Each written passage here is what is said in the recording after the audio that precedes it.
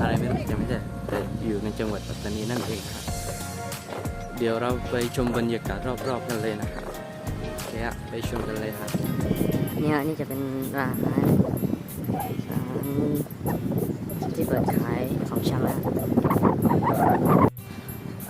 ส่วนฝั่งนี้ก็จะเป็นตลาดนั่นเองครับเป็นตลาดเป็นตลาดนั่นเอง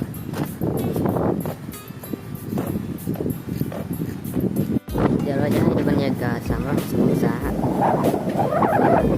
บรรยากาศ360องศาอันนี้ไม่ค่อยมีคนเท่าไหร่เดินไปเรื่อยๆนะครับเดินเรื่อยๆจนสุดเลยนะครับ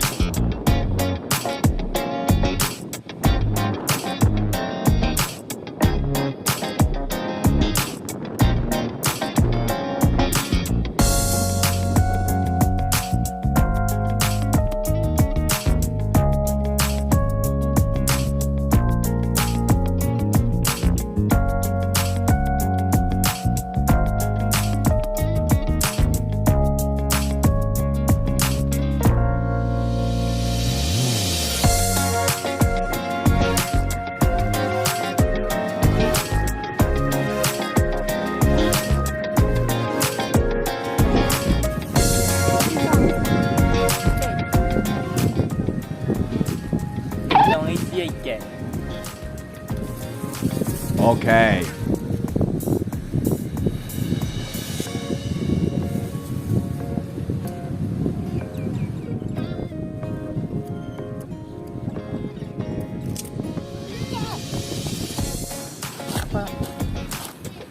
Nih, kilo lah, jauh isi. Cek kemam. Nope. Kita nak pakai.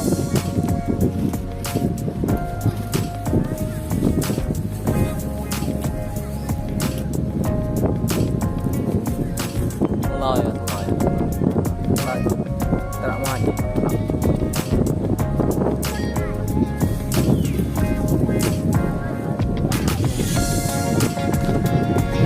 Far.